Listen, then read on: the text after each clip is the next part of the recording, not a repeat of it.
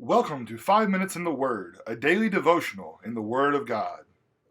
Okay, so he's given a little bit of a contrast to as he opens up what we have in our English Bibles. That's the third chapter. A contrast between these self-centered ones who lead people astray, and the man of God who, like Paul, has gone through lots of troubles and trials, and finally, or coming out of that, he says in verse 13 of 2 Timothy 3, but evil men and impostors will grow worse and worse, deceiving and being deceived. By the way, I think the guy that's easiest to fool is the guy that fools everybody else. Right. And you almost seem to see that in this particular place. But notice, Timothy, if you think it's bad now, they're only going to get worse. Right. And he needs to be aware of that and not surrender, Mm-hmm. which is a temptation. It is. I think, to do that. And so he goes on and tells him what you need to do instead of that. Mm-hmm. Verse 14, but you must continue in the things which you have learned and been assured of, knowing from whom you have learned them. So you learn the right things. You know who you learned them from. Now, my question to you is, who is that? Well, I mean, I think there's a couple people that it could have been. I mean, I think he learned a lot of things from Paul. I think I think that's evident within the text.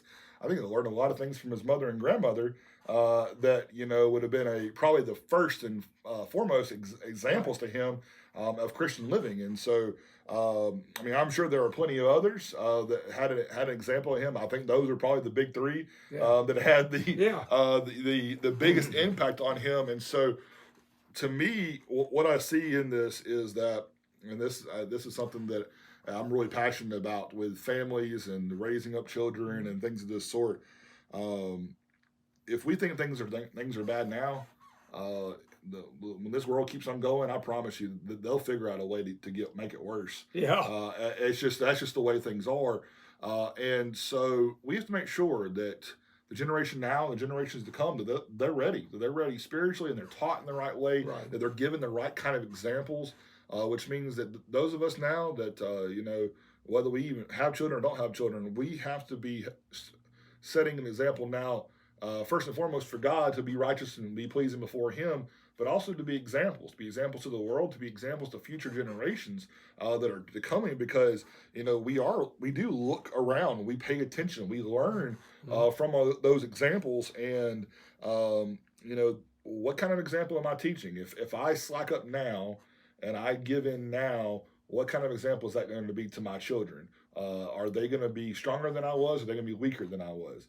Well, for some rise above the faults of their parents and they become stronger, but many, they get a little bit weaker and a little bit weaker and a little bit weaker. So we have to be careful about that. That's something that, as we look at this, he's telling Timothy, you have firmly believed, he says, knowing from whom you learned it.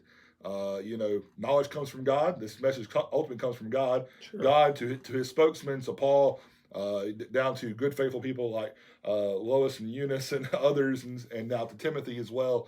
And so I think we just need to kind of pay attention to that, hold on to that truth, and that's what he's trying to tell him